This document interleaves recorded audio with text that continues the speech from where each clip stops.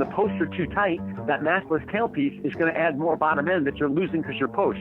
There's nothing ever happens in a vacuum. Everything you do on the setup is going to affect the next thing down the line. He's laying down truth bombs. That is Bill Merchant, and he's kicking off today's episode all about bass gear. I'm Jason Heath. This is Contrabass Conversations, and today is a highlights episode, a best of episode, a clip show, if you will, from the past 13 years of the podcast. Folks geeking out about their bass gear. And so in addition to Bill, you're going to hear from many folks on the podcast. A big shout out to Krista Copper for cataloging and archiving everything on the podcast, and it makes these episodes possible. And a big shout out to our sponsors, A440 Violin Shop, Colstein Music, Modacity, the Bass Violin Shop, Upton Bass, Steve Swan String Bass, and D'Addario Strings. More on them later in this episode, but we'll dig into this treasure trove of content about bass setup with Christian McBride, and about how actually he's not that picky about bass setup. I'm pretty easy, man. As long as the action is, like I said, 0.9 on the G strings. All around on the. I don't like the action too high or too low. Mm-hmm. That's really the only thing that is sort of the main and most deciding factor for me. I'm pretty good with any sort of string. I've been using the D'Addario, the Helicores, the hybrids for quite some time now. But sometimes if I have to borrow a bass and there's some Spiracores or whatever is on there, I'm fine as long as I have enough. As long as the action on that bass is not too high or not too low, I can pretty much play on almost anything. Even though Christian McBride can play on anything, of course, for him and for all of us, especially us that are not Christian McBride, a good setup makes things easier and has such an impact. And here is a clip from two wonderful luthiers, Ralph Alcala and David Gage, talking about instruments and sound posts. This is from the Luthier chat that I had at the 2018, I want to say, Violin Society of America Bass Workshop. And again, broad quality materials, setup, age of wood. Yes. Okay. Just in general, what makes a great bass? A great bass player. A great bass player. Whoa. I've noticed that, people always want to see great quality woods on basses, amazing flame and perfect spruce. And, if you look at really old instruments, I've seen some instruments in the local orchestra that I'm in, or not that I'm in, local orchestra in LA, the LA Phil. There are some amazing instruments with knots the size of my fist, or 3-piece tops, 4-piece tops that nobody would ever pass up on just because it's a 4-piece top. I think the luthier, the maker, has a lot to do with knowing how to make that instrument, knowing his materials and knowing how to make it work. So really it's the luthier, that's, trusting your luthier and knowing. I got a few questions from people about carbon fiber sound posts. John Beal, and then someone whose name I forgot to write down, but experiences, are you using them? What are the tonal differences? Why might you use them or not use them? David Gage. Here he comes. I've had experience with David Gage here. I've had experience with the Anima Nova sound post, and very good experience with them. I've had various players try them, I've installed them, and I've found them be not only a great diagnostic tool, but also work in the field really well. People who have tried them have generally come back and bought a second one. We've learned a lot already. I've learned a lot already. I think Arnold's learned a lot already from them. And one of the things I've learned is that the location is important, but maybe not as important as we thought. Maybe perhaps the amount of pressure the sound post is exerting at the top is more important. You have instances where you have just increased the pressure slightly, and the E strings just come right out, blossomed literally, and everyone heard it. When you're trying out the Anima Nova, the better the player, the more effect it's going to have. And getting back to what it takes to make a good instrument, all I know, I saw Ray Brown came to my shop, and every bass he played sounded a lot like Ray Brown. But the M&O is very, very interesting. It's very fine-tuned. It's really well thought out. And I don't think it's necessarily the carbon fiber that makes it great. I think it's more the adaptability as to the instrument. I had such a cool conversation with Joey Nager, wonderful bass luthier in the Houston area, and he wrote an article for Bass World, the International Society of Bassists Bass Journal, about the fingerboard being the interface between player and instrument. Here's a clip from that. I think you wrote, I have it here, so I can say, it's the fingerboard is where the player and instrument meet or interface with each other. And I love that concept. That's such a, can you maybe just like talk about that concept a little bit? Okay, sure. Yeah, that's kind of meta. I know. I like the meta.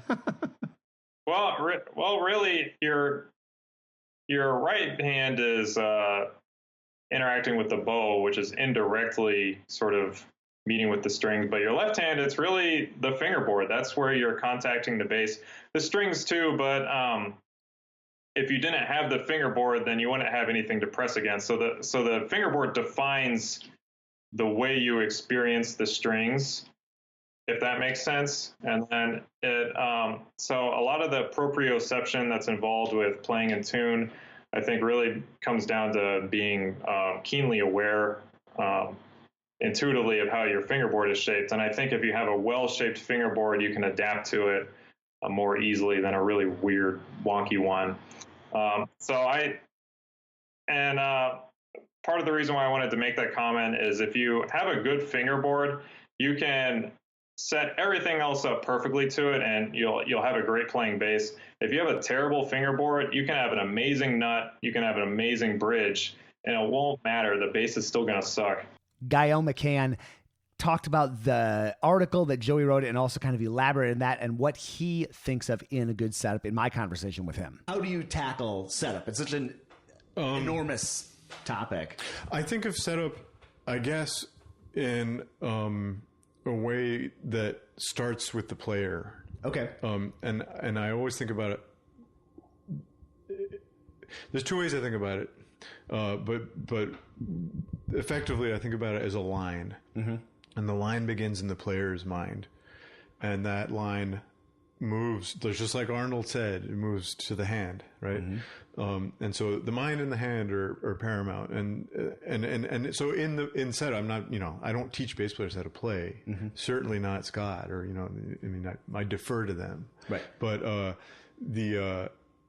that's the beginning of the setup. Because who are you dealing with? What are they trying to do, and how are they trying to do it? Sometimes when you have a player who's inexperienced, I will show them. Oh, well, the string's buzzing because your bow is right up in the C bout, and just bring it closer to the D string, and that'll go away.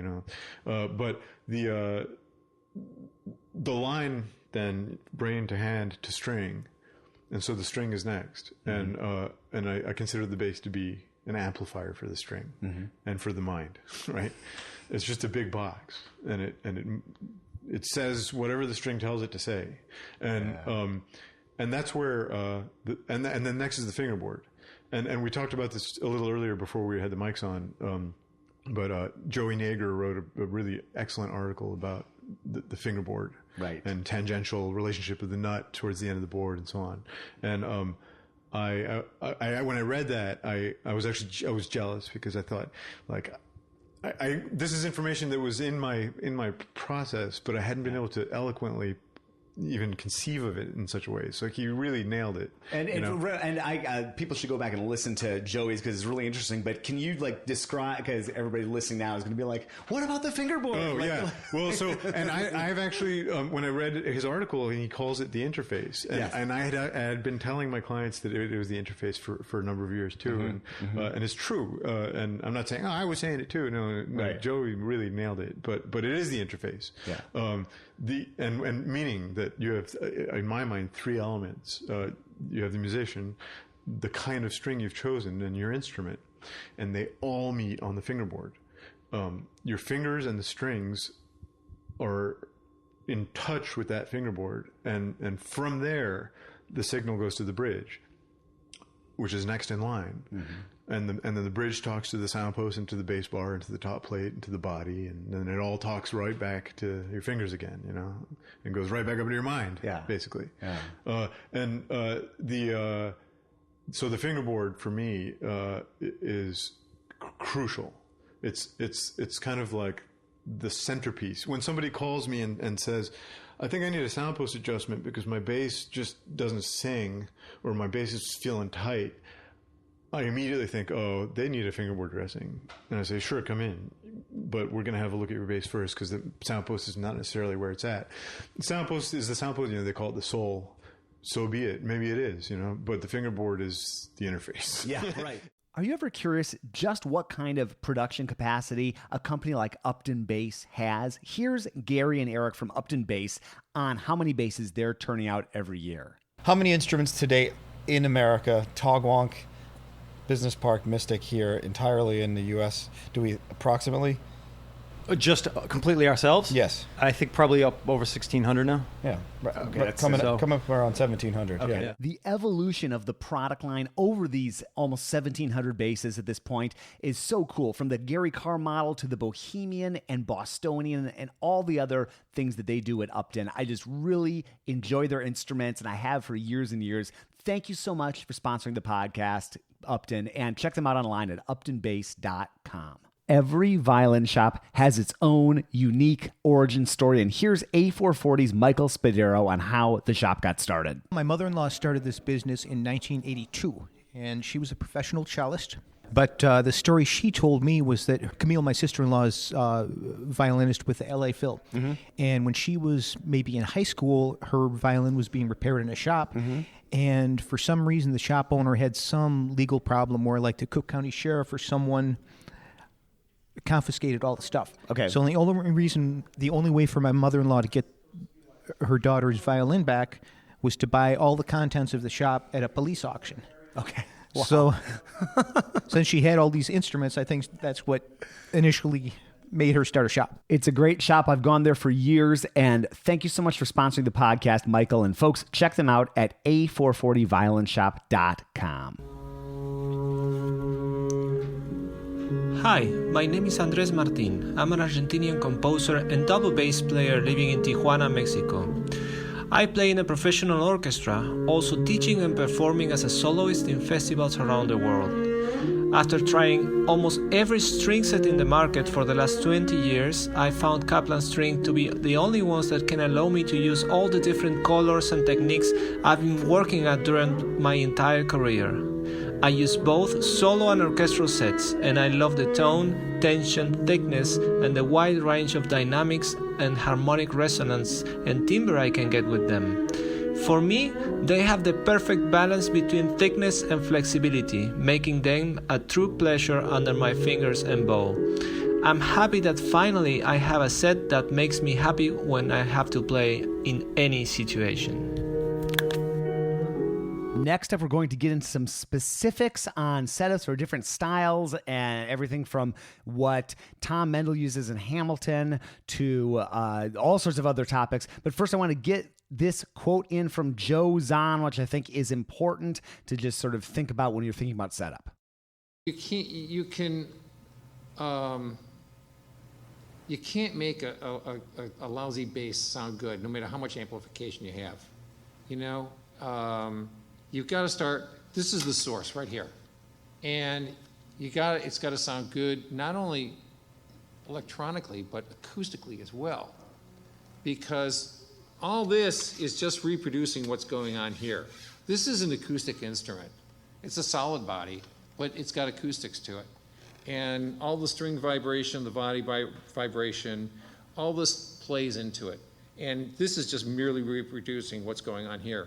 So if you've got a good sounding performing instrument, it's going to sound like $1 million through a good amplifier, because that amplifier is just going to reproduce every nuance of this instrument and not hold it back. So, it's just like anything else. You get a great bass, and then you get a great amplifier. Okay, now we're going to dig into specific setups for specific players and specific styles. Say that 3 times fast. We're starting off with Daniel Kimbrough. just your gear setup these days? Well, that's a wormhole. Yeah, I know. I know. Very much enjoy going down because I don't know. Maybe it's a bass player thing to love gear. I don't know.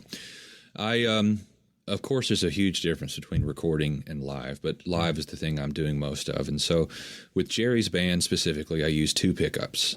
I have a magnetic pickup that goes on the end of the fingerboard, and I blend that with a piezo pickup. I use the Upton bass pickup or the Fishman full circle, whichever happens to be whichever bass I'm using, whether I'm traveling a fly date or a road, a bus date. But anyway, I try to use the piezo pickup for as much volume as I can get, and then blend in the magnetic to get it up to a volume that can compete on stage or out front with a full drum kit, a lap steel amp, electric guitar, 2 horns, and a fiddle player going through an amp also. So having a mic'd bass sound with something like a DPA, or I have this great ear trumpet microphone that Philip Graham gave me, that's out of the question with Jerry's band because it's just bleed city. So anyway, I used to use all spiral cores. I liked a very bright, wiry sound. I've gone totally the opposite spectrum, as we do. And I used the Dario Kaplans. Okay, yeah. The Dario was kind enough to give me an endorsement, and I'd used their strings for a while anyway because I liked their Helicore hybrids. But the Kaplans I love because they get out of the way quick when you're playing fast stuff. I'm enjoying Kaplan's myself. They're on my bass right now. Very cool, Daniel. Next up, we have Derek Jones of the Cirque du Soleil show Ka, talking about the gear he uses for Ka. This is a gear Geek-out, and you can follow the link to learn more about Derek and what he uses. This is a Michael Tobias Designs. It's the new, it's called the Super 5. Okay, cool. And it's really an interesting design because Michael kind of found the sweet spot for these 2 pickups. You'd usually see them, I guess, a little farther apart from each other, but he kind of put them right together. And the different sounds that you can get between the 3-band EQ and then the parallel single coil series, 3 different ways they've wired the pickups that you can get, and you have separate switches for each pickup. The combination of sounds you can get between the balancing and everything is really fascinating, and I loved it. I have a 4-string version of it too that I actually tuned ADGC just for fun because I've got all these different basses, and I'm hoping for a fretless to come out soon because I told him, I said, hey, if you guys got to have a fretless. He said, well, they're planning on coming out with a 6-string version of it, which for me is a little wide. I've had 6 strings in the past, but I don't know. I really like the 5 and 4, so I'm waiting for the fretless hopefully this year, maybe. I'm not sure, but I have a bunch of these different ones that they make, and really fun, really interesting company. I mean, Mike, these are actually his overseas made basses. So they're not the American made ones. They're made in China at a factory that he oversees, and him and his son do all the setups and everything. And my friends in Southern California, Dana and Katie Teague of Dana Be Goods, they distribute the basses. So I've known them for years, and they were like, hey, you want to try these new ones? And I was like, okay. And yeah, I've really been impressed. I've been like, wow, these are great, And they have other models that they have 6-string and 5 and 4s of. And maybe I just haven't found the 6-string that, really grabbed, but I found my hands aren't massive or long. So I like the chordal aspects of it, but I kind of went back to the 5. And that's a 35-inch scale length, and then they make, this is the 34-inch Saratoga that they make, which is more of a jazz bass kind of style. This is wonderful as well. This is my first bass I got, and I have a fretless version of this, and I have a 4-string fretted and fretless version of this as well for different things. And then and they make some other ones too, but they're really for the price. I mean, they're wonderful. They're really great. So. Yeah, that's awesome. So, and like on the upright side of things, do you play on one bass mainly, or what do you do in terms of gear for the upright? Well, I have this one. This is a company, a friend of mine's family in China, in Shanghai. It's called a Chen. His name is Yanbing Chen, and he opened up a store called Desert Strings here in Las Vegas. He has a store in Cleveland called Cleveland Strings, and his family make all the violin family of instruments. And the cellos now are, what he's been telling me, are winning awards in the Luthier competitions, and a lot of great players in China and New York are playing them now. And he wanted the basses to kind of start coming up to that playability. And I kind of walked into his store last December, maybe, or end of November, just because I was curious. Hey, there's a store 10 minutes from my house. Wow. I never ever thought I would buy an upright bass in Las Vegas. Right. Las Vegas is such a challenge for upright bass with the humidity. I mean, the other day it was 7% humidity. Yeah, it's just wow. So you're always. I went, I've been to different places like Lemur Music, or I've been to Lisa Gass's place, and beautiful instruments, but I'm always afraid as soon as I take them out of LA and bring them up here, what's going to happen to them. So I walked in and met Yan Bing, and he said, well, hey, I have a bass in the back. Let me set it up for you. Give me a couple of days and come back and check it out. And this was that bass. And I played it and I was like, wow, man, this is really great. So I purchased it and it's been really good. Next up, we have Eric Rivas talking about playing on gut strings, a gut setup for jazz. So in terms of the bass, so I ended up going to school. The last school I went to was University of New Orleans. I came to study with Ellis Marsalis. He had a program, great program. And at that time, there were a lot of young guys in New Orleans. Nicholas Payton, who's been here, Peter Martin, Brian Blade, Chris Thomas, Mark Turner was here. And New Orleans, as always has been, the music scene was very, very bright, vibrant, very active. So you ended up playing all these gigs, go to class, and then you would have gigs on, Decatur Street. You'd have gigs on this club, but, and there was no time to carry amps around or, this, you were trying to make a gig because we're all broke. We're all in this, just like, I need to make this. And there was a big emphasis here on sound. Like I would hear stories of cats like Slow Drag Pavajo or Pops Foster, who, of course is apocryphal at this point, but, they could shake walls with their sound, it's like, and that always struck me as being something that is it's just kind of like, in here. So that was a very big part of my trajectory. And like just the thought for a lot of bass players of like getting a sound, even in like a small group setting without an amp, right? That can carry and penetrate, and they can do that for multiple hours. That like strikes fear into the hearts of so many bass players, right? Like, how and I've chatted with a couple of people. I was chatting with Larry Grenadier recently about like just sound and pulling and that sort of thing. And it was really interesting because we like another thing that a couple people mentioned when I said, hey, I'm talking to Eric, they're like that pull that he gets is just tremendous. And I had a really fascinating conversation with Larry. I love your thoughts on this. Larry was saying like at a certain point, it's like, yeah, you pull and that's a big part of the sound. But in a way, if you go nuts and pull too hard, you're almost like taking away sound from the bass a little bit. Like how does that work for you? A lot of trial and error. And because you go through that. When I got to New York in like 1990, 91, somewhere around there. So there was a whole thing of that's what would hike their action up. I mean, you could stick up your hand in between, like on the fingerboard. It's just like, you can definitely overpull. I mean, to compensate for that, what I noticed that a lot of guys that were doing it that actually were able to continue in that certain thing, it's like their right hand became much lighter than expected. So they're actually, it's almost a bouncing motion, and they're letting the instrument speak from that point. Me personally, I do like to dig in. But you can't dig in if the shit is like, hiked up. It's like you just fall in between. It's like, oh man. Next up is Ethan Ujevitz talking about his bass setup. Cool. So I am playing. I own one upright bass, and it is a Shen. It's a Shen Willowback, and I bought it after saving for a few years when I was 17 or 18 or something like that. And it for what was in my price range, and for it just blew all the old the older basses in that price range out of the water. It just, what I like about this instrument is it's really clear and really crisp. It's not necessarily, it wouldn't be a good bass in the orchestra.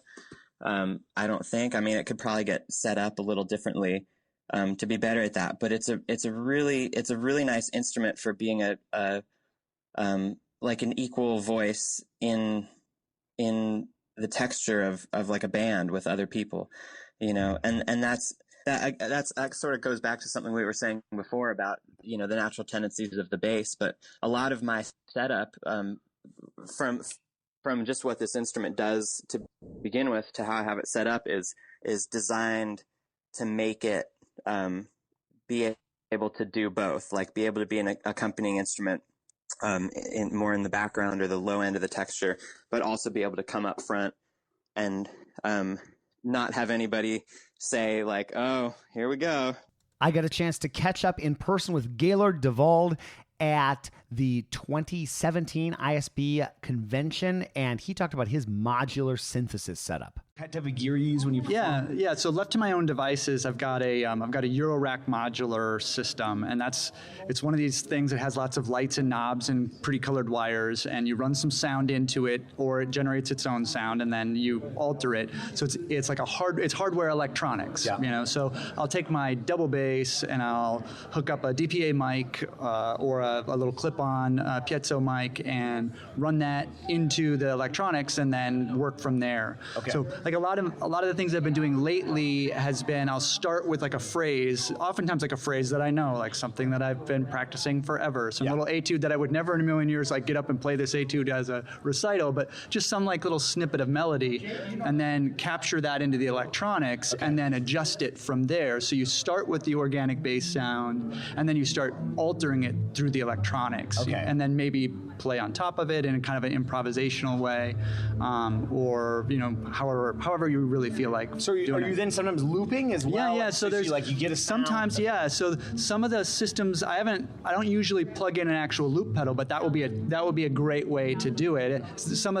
Each of the little bits of electronics in a modular rig, it's kind of like you get a box and you fill it up with a bunch of other little things that have holes and knobs and wires on them, and each of the little modules that goes in the system can do a different thing. And so in my case, I've got a few that do like grab a sample, but it's pretty rare that they're as straightforward as like a looper. You can get them like that, but most of them will be like, oh, it's a looper, but it'll also do granular synthesis and reorganize everything, you know. So if you can play a scale and then reorganize it on the fly. Yeah. And so you can do some interesting compositional stuff with that if you want to plan it ahead, or you can improvise with it if you want to just make a racket, which is what I do most of the time. Typically improvise, I love that, because that's like kind of like the modular culture, right? It's not going to just do like one thing. Exactly. Right? Yeah. I mean, none of it does. It always they all have bad they have bad information on how to use them. You know, the manuals are useless. Right. The YouTube stuff is crazy. You really just have to sit down and say, okay, well, what happens when I turn this knob? Yeah. What happens when I turn that knob? And you play with it. It's an exploratory kind of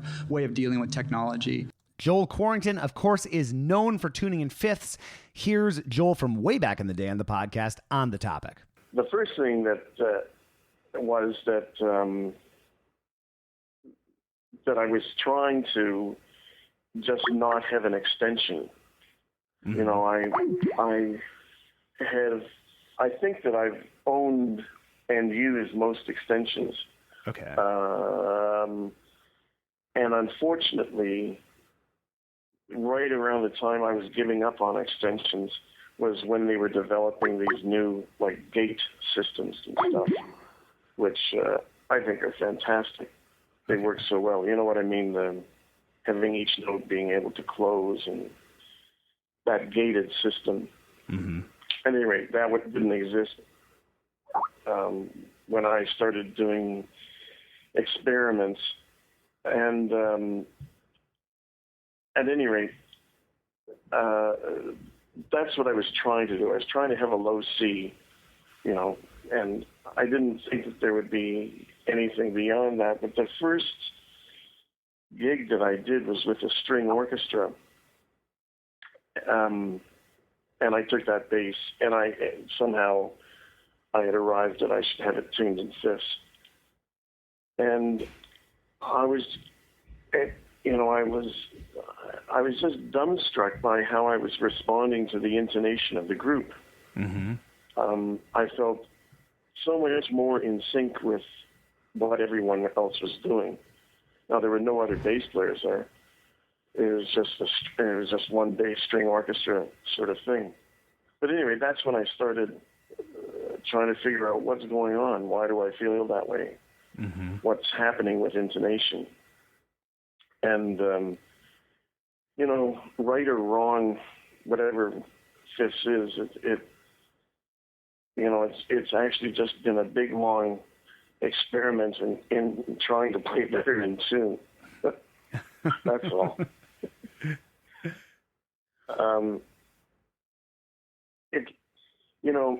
Playing on, and the thing that is tough about it is like, unless you've got like an orchestra to play in, it's hard to say that anything is good or better about the tuning, or just different, because somehow I think it has to do with the context of intonation that you have in your head. It's probably still all out of tune, but just in a different way. Oh, okay. Yeah. Kevin Smith shares what he uses playing with Willie Nelson. On the upright, I'm using Eva Perastro strings, not the slap strings, but the all metal set. And I like those. Those have a nice warm gut sound up in the upper mid range. So I'm using those. I'm using the Upton travel bass hybrid, a Bohemian hybrid, which is amazing. I've never had a carved bass, so I'm learning how to listen to a different kind of bass, which has been really exciting. I run straight out of, and I use their pickup, the Upton bass pickup, and I run that into an Acoustic Image Flex preamp. Now that has 2 channels, and the reason I bought that, and you can also, it's modular, so you can take it and stick it into one of their cabinets and it serves as an amp. I bought it because I wanted to have something where I could run a pickup signal and a microphone signal both into the amp at the same time, and that does that really well. And I did that for a while, but I was just getting so much crowd noise and so much of Willie's guitar, which is pretty loud, blasting through that microphone, that it just added a lot of stuff that wasn't really contributing. But it was really cool to use the microphone. When you play, the difference between, your sustain and all that stuff is so different when you're playing amplified and non-amplified. But I found that with a mic, the feel was really similar to the way the bass feels acoustically. So it changed the sound and warmed up the sound, but it really changed the way it felt. It was really strange, but it really did. It just made it feel just like my bass and sound much more like my bass. But, it also added a lot of noise, so I'm not doing that right now.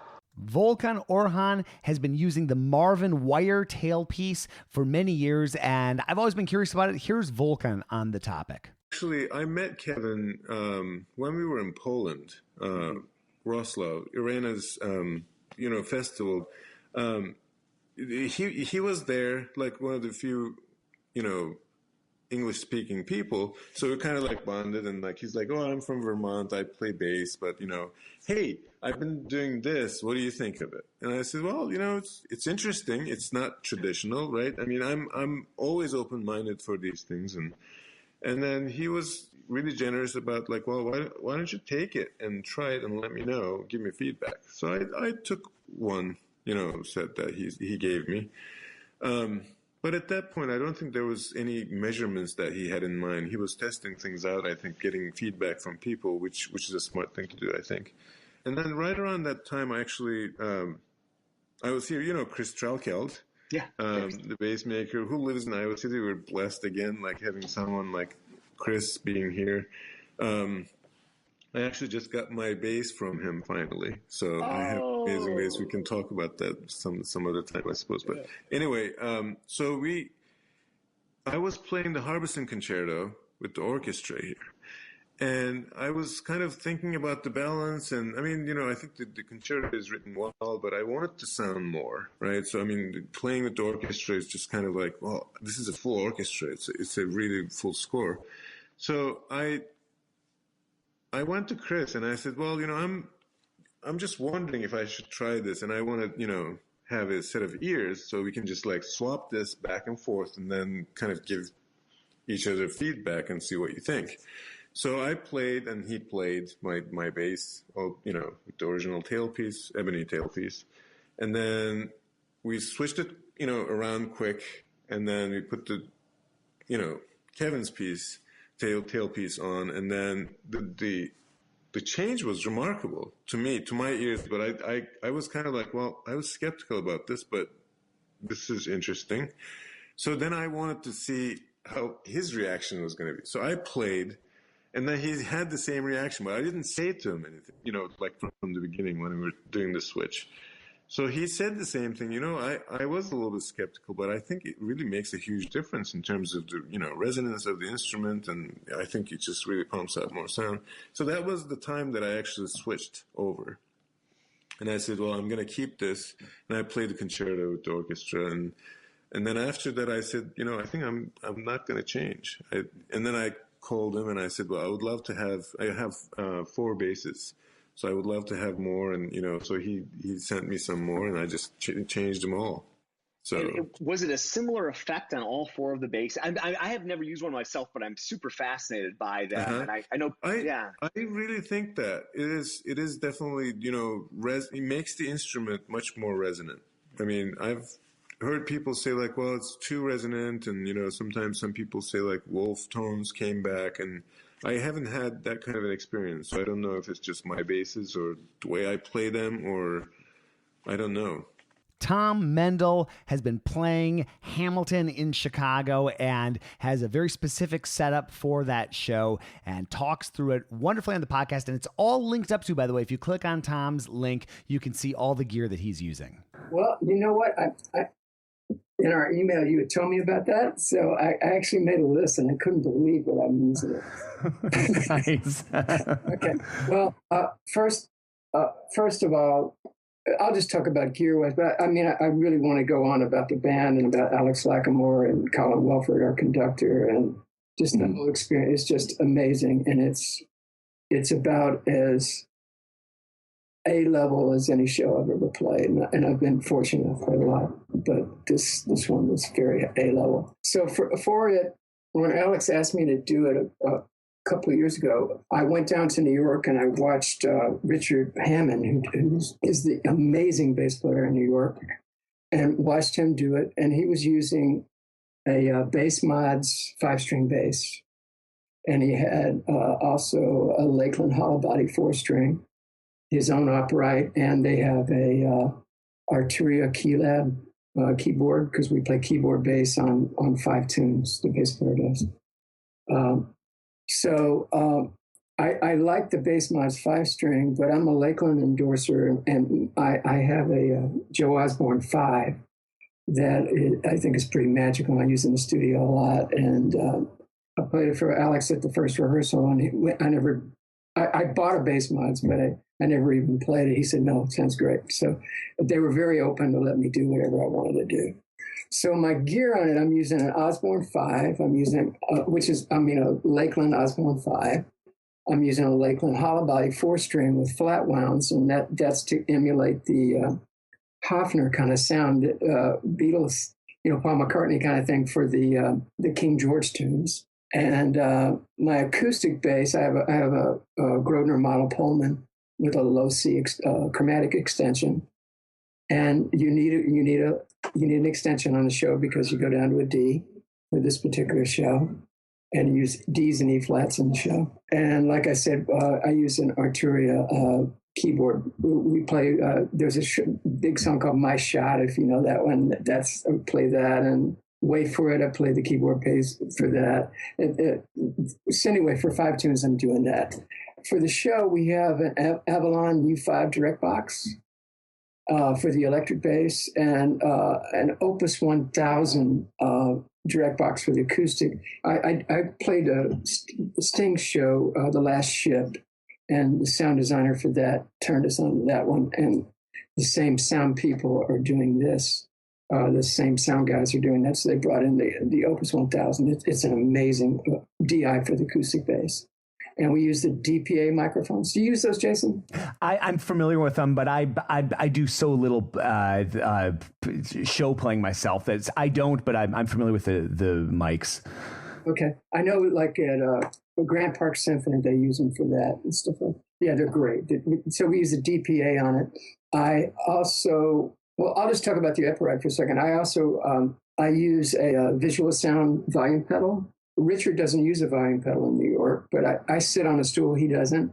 And I like having a volume pedal, and I also have an on-off switch, a mic on-off switch. So they blend my sound. So we go from when the volume pedal is off, all you get is the microphone, the DPA. And when it's on, it blends in my pickup. And I use a Wilson, if you're familiar with that. So there are 4 individual microphones drilled into the bridge. It sounds amazing. And let me think, what else am I using for this show? And it's kind of unique. It's the first time I've had a little pedal board for shows, for Wicked and for different shows. I've had Lion King. I would use chorus and octave divider and a tuner, and that I would have 3 pedals, and that would be it. For this show, it's very, very intricate, and it's mainly because of 2 tunes. But Richard Hammond designed most of this, the bass player in there. He's just amazing, amazing design. But it was assembled by a guy named Tom Irwin in New York for Peregrine Effects. So when I got the show, Alex said, well, just do what you want to do. And I really liked Richard's, and I listened to it. There was a couple of things that I wanted to do differently, but Richard, I can't go on enough to saying just how great a guy he is and amazing bass player. But he turned me on to Tom, and we talked it through. So this one actually is a pretty involved a pedal board. It's pretty big. It's a Pedal Train Junior, if you know that size pedal board. But I have a Voodoo Lab switcher on it, and I use an Aguilar tone hammer. It's an acoustic bass preamp. It can be the DI. They take the Aguilar into the Opus 1000. Everything else on the board is for the electric bass. So Richard has 2 tuners on his bass. He has 2 Boss TU3s, one for the electric, one for the upright. I use a separate tuner for my upright. I use the Peterson Strobo Flip. It's just more accurate and faster. It's right on. I could go on about that. I will go on about that. Yeah, go for it. I've been fortunate to play a lot of recording in my career. In the studio, especially on acoustic bass, and especially when you're playing in rhythm sections and when they're going to sweeten, you've got to be in with the keyboards. Whether it's an acoustic piano or it's an electric piano, so your intonation has to be there. So I'd have like these old Boss tuners or something. I have it on my stand. I always have a tuner just to check myself. But I use the Peterson so I can see it's some spot on, because you have to blend as a section. But I think our function as a bass player is they build from us, and we just have to be spot on to do it. So it's really, over the years, it's really improved my intonation. I don't look at it very much, but when I look at it, I look at it to make sure. One of the great bass players of all time, Fred Zimmerman, former principal bass of the New York Philharmonic. He was Barry Colstein of Colstein Music. He was Barry's bass teacher. Here's Barry on Fred Zimmerman. Anybody that knew Fred would say he was one of a kind. I mean, the man was probably the most talented, the most giving. He was the most interesting. Not only was he an amazing teacher, and an amazing performer, he was an amazing artist also. He was truly a great artist. Along with Fred Zimmerman, people like Milt Hinton, Homer Mensch, Orrin O'Brien, and so many others have had their basses worked on at Colstein's or had instruments made for them by Colstein's. Thank you, Barry, for everything that you've done for the bass world. And folks, check them out at Colstein.com. And thank you so much for sponsoring the podcast. This episode is brought to you by Steve Swan String Bass, and I've always been impressed by how Steve manages to get basses sounding so vibrant, whether it's a student-level bass or a top-of-the-line professional bass. Here's Steve on some of what he has learned in terms of setup. When steel strings came into general use around 1959, the German bass makers flipped out, and they really got scared that they're going to get big shiploads of basses back that got wrecked by these high-tension steel strings. And so they did three things that really changed the function of the instrument. They shortened the string length, and they lowered the neck angle so the bridges weren't that tall anymore. And then they made the tops a lot thicker. They really wanted to ensure that these basses were not going to come back across the ocean for work anymore. And so the basses tend to sound kind of nasal, and they didn't have any depth. They didn't have a chest voice at all. Yeah. You know, and so what we do with increasing the neck angle, and we can also increase the overstands for modern playing, can get up into thumb position a lot easier. So a neck reset can accomplish that. Sometimes we'll transplant a neck or make a new neck for these basses that might have a string length that are not friendly to modern playing. Learn more about what Steve can do to get your bass playing better, and check out his great selection of basses at steveswanstringbass.com. And thanks for sponsoring the podcast, Steve. We will wrap up today's episode with the first chunk of a gear talk that I did with Donovan Stokes live at the Golden Gate Bass Camp. I'm getting worse and worse with years as I go on. I believe it was 2018 that we talked about this, but I've been wondering for years, or had been wondering for years, about Donovan's bow, which is a little unconventional, or is unconventional, I guess let's say. His bass setup also unconventional, and so this is a bit of a window into that, about 12 to 15 minutes or something like that. So I hope you enjoy that. Donovan Stokes, who I talked to in like 2007, but who's kind of been on the podcast a bit. I talked to you on the phone for Golden Gate Bass Camp, I think, last year. I think that's right. Yeah. And so, but this is officially round two, even though kind of sort of been on in the past. So I have a whole bunch of questions.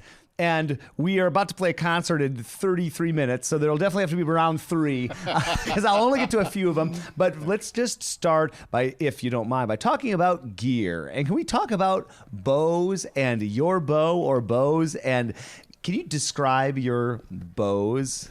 Well, my bows are a little heavier than your standard bow.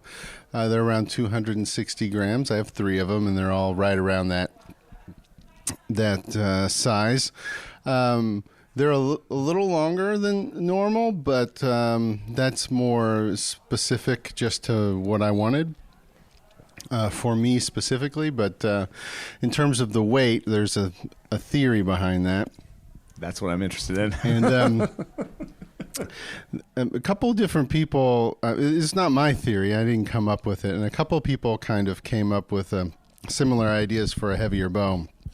Hans Rolofsson was one fellow, and then Rodion Azarkin, the Soviet/Russian bass soloist, was another, and they came at it maybe from different directions, but the bottom line of the idea is that the ratio of the weight of the standard bass bow to the tension and size of the bass strings is a little bit more like the relationship between a half-size violin bow and the violin. Oh, interesting. And so they were trying to get something that was a little closer to maybe a cello ratio. And in Azarkin's case, he really started thinking about it when he switched from gut strings to seal strings. He thought, well, I just increased the tension under the bow, but I haven't changed anything about the bow itself. And so that was where he came from. And he they didn't have a lot of money, so okay. It was just, if you look at his, you can look at these Samuel Applebaum books, and then there are a couple of pictures available. He basically just put lead weights all over the bow and had this weird clarinet key type of thing, and he's a German bow player that he sort of put in there that made accents, and it just made everything really heavy. And I'm not exactly sure, I can't recall right now how heavy his bow was, but it was in the 245, 250 range. Most of my students use a regular bow, but I have had a few that sort of get transitional bows. They're not fully convinced on the 250 range, and so they end up with something maybe 220, and seem to be happy with that. And it's not that you can't play, obviously, with a standard bass bow, but it transfers a little bit more weight into the bow, and it does allow... It does require a slightly different technique, although the basics are the same. But you're allowing the bow can do a lot more on its own. At least that's the theory. And what are some of the technique different? And before I even ask that, the first thing someone might think about a bow that's 240 grams or that area is like you'll be exhausted playing. Well, I can say I was just playing Donovan's the second and third movements of his most recent concerto, and we must have run that thing 4 times in a row, and it is nothing but Donovan like all over the bass, and like the weight of that bow does not apparently hold you back in terms of exhaustion, which is something I would think about. Well, it's interesting. I mean, obviously to move it left and right takes a little bit more effort, right? Or to hold it above the string would take more effort, but in general, we're not holding up the bow. In general, the string is holding up the bow, and we're just balancing it. So, or at least the way that I hold it, I can kind of balance it between just thumb and second finger, and that would be fine. And so it doesn't actually take a lot of effort to do that. It does take a little bit more effort for some of the bouncing strokes. And it does take a little bit more effort to go left and right, but it's not that much. The main difference that in fact, to back up, and I used to have, in my efforts to perform with a lot of volume, I had some muscular issues, and I have to go see a chiropractor every once in a while. When I switched to the heavier bows, that all went away.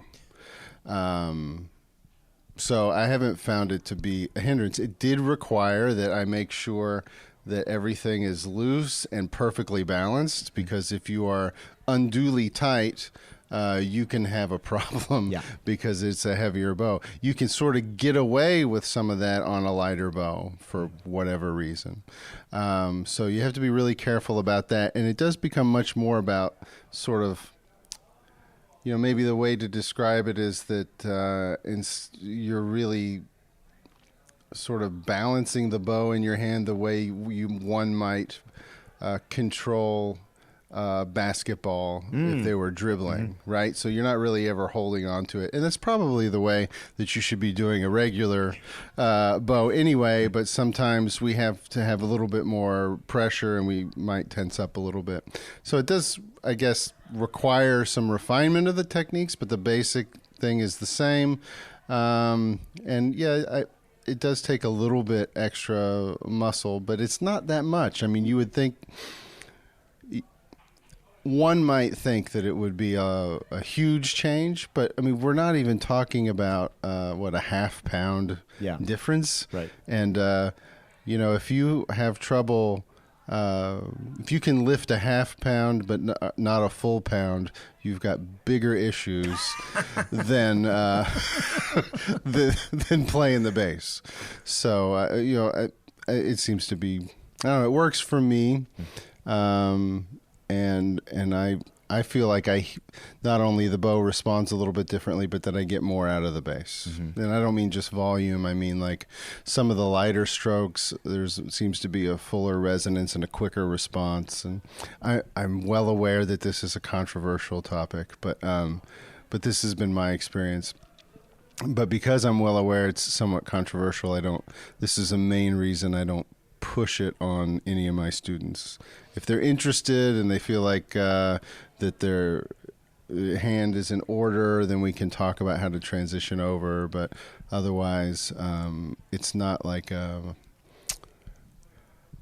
it's not gospel with me. Yeah, you're not starting a 240 revolution. gram revolution. Yeah, that's okay. right. Yeah. So. And then, speaking of the bass, there are many things about the way your bass is set up, the number of strings, the tuning, and again, we'll dive into more of that in round 3, I'm sure, because we can only get to set. But can you maybe just describe the ways in which your setup might depart from your standard 4-string straight pin orchestral tuning setup? Sure. Well, yeah. So when I'm not in the orchestra, I use an angled pin, sort of a Roboth style pin.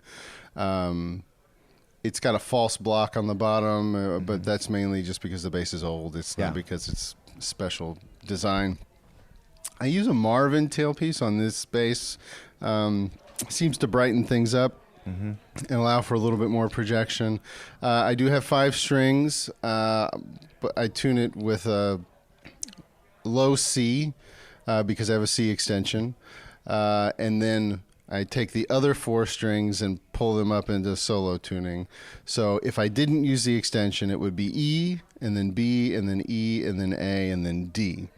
With the extension, obviously, it's C, B, E, A, D. But all of that is actually on a 4-string neck. Oh. So it's the distance between the strings, if my recollection is correct, is something like 21 millimeters between strings. So it's much closer than a normal setup. And the way I figure, I just basically experimented, and I was like, all right, how close can I get them without them rattling? And I think that's the main differences off the top of my head. And then just a follow-up question about the Marvin tailpiece and your specific setup. You have, and I can take a photo of this so people can see, but you have, do you have wolf eliminators on some of the strings too? Or there's like an angular, the extra net? That's something that's in progress. So I like years ago, I had a tailpiece where you could tune the afterlength. And my experience has been if I can tune the afterlength of the string to 2 octaves and a fifth, that I get rid of all the wolves and it's a little bit brighter and more projecting. The Marvin doesn't quite... it works great, but it doesn't have that ability. And so I'm currently experimenting using those wolf tone eliminators to tune the afterlength of the string as best I can. I'm hoping to find some solution that would allow me to have the lightness of those wires, but then be able to have that specifically tuned, those afterlengths. So with the Marvin tailpiece and the one uses that for, and lots of people use it. It's a commonly used thing. But one uses that. Is it to increase the ring of the string, the resonance of the bass, the brightness, the tone? What are some of the reasons why one might or why you use it? Yeah, I think a lot of people say different things, but I found that it made it a little brighter. Okay. And that it also made it seemingly freer and a little bit more resonant, and so therefore a little louder. It doesn't work on every bass. I have heard it on basses where I was like, I don't like that. And I have had some people say that when they put it on, it made it so ringy that it sort of like everything, it was no longer clear. But I did it because it was cheap to try, so it was easy to take a risk. And then, it made it brighter. The harmonics seemed to come out more clearly. The overtones seemed to be much more present, and that's why I use it. So now the idea of 5 strings, top 4 solo tuning, and then the C extension. I know that Edgar Meyer, who you studied with, and other people do this too, but the solo strings on the top and then the drop D tuning, but really, or drop E tuning, but really C. Yeah. But then the 5th string, what was your inspiration for that? I always wanted it. Okay. And I just thought, what kind of cool things could you do with that? And then one day I could finally afford it. That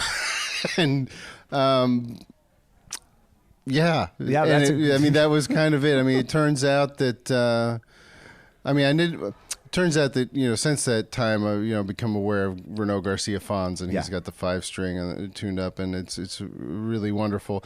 And I think he says something that I kind of agree with. It sort of makes the instrument, he calls it more complete.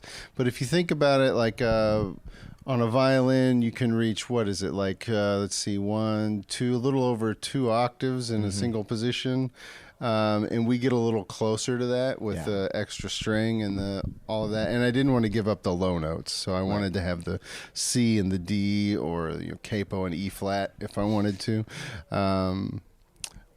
Yeah, so it's the best of both worlds. Yeah. And Adam Ben Ezra is doing that. Right, Although I don't know. That's right. I don't remember. Is he in solo tuning? I can't recall off the top of my head. I can't either, but I know I think Nick Lloyd made him a bass, yes, right? Yeah, exactly. And it's got that same tuning. So, I don't know if it's the wave of the future or not, but I like it. And, if you get the right kind of string on top, it's not so offensive, because that's sometimes the big thing about a high C or a high D is that all of a sudden this one string is super bright, right? Yeah. It doesn't sound like a bass anymore. It sounds like a harpsichord, but bowed harpsichord. Do you have am I remembering, do you have a Kaplan on top? Or it's an obligato. You have an obligato on top. Yeah. And what's on the rest of the bass? They're the flat chromes. Not flat chromes. They're chrome steels. Chrome steels. Okay. Yeah. And the obligato, they'll make it for you because they did a run of them, but you have to special order it, and you have to buy them in groups of 3. Okay. But I heard Diana Gannett playing in the high C tuning using one of those obligatos, and I was like, oh, you can have a high D that doesn't sound like it's being played with a saw, right? Yeah. It was smooth and round, and yet still bright and able to project. And so I'm just really happy with actually all those Parastros. So. When did you start? Because this is your tuning. This is your bass. This is the world you live in. Just to pitch. When did you start doing that? Was that at Vanderbilt? Was that later? I started with the 4-string. EBEA. Like 1993. So it was when I was in Vanderbilt, and I just decided to do it all the time. And so I'm assuming when you play what would for most basses be an open D string, but it's your open E string. Are you transposing, or is that E to you? Yeah, it's an E to me. I mean, I try to think of it just like if if you played the cello, you wouldn't be transposing. You just think this is a different string. I found it a little easier to sight read, right? And so now what becomes a challenge is to read it regularly, like play the Dragonetti, but play that first note as an A, or read a G, but play an A. That becomes sometimes a little tricky for me. But yeah, I tried to not transpose, and that was too much mental work for me. So it was easier for me to just sort of retrain a little bit. But I still, when I play in the rockabilly band, I still play 4ths. And so I have a bass there, and when I go back and forth, I just change my mindset rather than transpose. Oh, so your rockabilly bass is in 4ths and GDAE? Yeah, normal, everyday. So it's just a tuning, different instrument in some ways to you. Okay. Yeah. Or in many ways. Yeah. Okay, interesting. Yeah. But I didn't add the top string until, I don't know, what 7-8 years ago, but it's since I moved to Virginia, and I've been there 10 years, so... maybe it wasn't even that long, but that part's relatively recent, but the rest of it's old. So. Okay, that's going to wrap up our gear talk today. Again, this is a topic that I probably put out only a fraction of what we have in the archives, and we can and probably will do more episodes on this in the future. I really hope you enjoyed following along with this. We've got more best of highlight episodes coming here in the month of March, so stay tuned. You can check out these and all the others that we've done in the past at contrabassconversations.com/highlights. If you want to learn more about any individual person or to listen to their complete episode, click the link in the show notes. Thank you to Krista Copper for all the great work on this, and thank you to the whole Contrabass Conversations team, Trevor Jones, Mitch Mooring, pick up a bass from Mitch, by the way, mitchmooring.com, beautiful basses, and Michael Cooper and Steve Hinchy, our audio editors. I'm your host, Jason Heath. Reach out to me at feedback@contrabassconversations.com, or just check out the website for links to social media and all that kind of good stuff. Thanks again for following along, and we will see you again soon for more life on the low end of this